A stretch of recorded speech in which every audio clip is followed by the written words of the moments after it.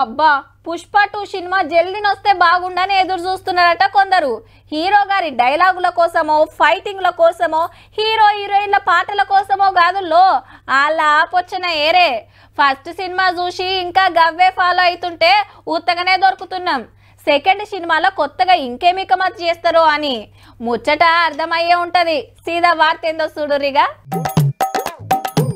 Scooty బండి seat తీసి కింద పెట్టిండు, లోపల డిక్కీ ఇప్పుతున్నాడు.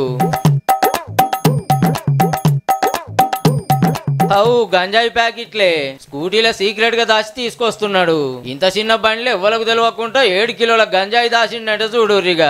బైక్ మెకానిక్ గంజాయి స్మగ్లర్ అయితే అట్లుంటది. మళ్ళా ఒరిస్సాలో బండ్లు రిపేర్ చేస్తే పడతలు పడతలేవు అని గంజాయి మోసుడు పెట్టిండు. ఒక్కడే స్కూటీలో గంజాయి జమాయించుకొని ఒరిస్సాకి వెళ్ళి 800 కిలోమీటర్లు ప్రయాణం చేసి హైదరాబాద్ తీసుకొస్తున్నాడట. పట్నం పోలీసులకు మతలావు తెలిసి రాజేంద్ర నగర్ దగ్గర ఆపితే ఎంత పునుకులాడినా ఏం దొరకలే. 4 తలిగిచ్చి గట్టిగా అడిగితే ఎట్లా తెచ్చేది బండిలు ఎట్లా దాచేది మొత్తం చూపించిండు. కూసునే సీట్లో కూడా 2 పాకెట్లు దాచిండు కదా. బయటికి ఆసన రాకుండా లోపల డాంబర్ గోళీలు పెట్టిండు. గంజాయి మీద సెంటు కొట్టి గమ్మత్తుగా తీసుకొస్తున్నాడు.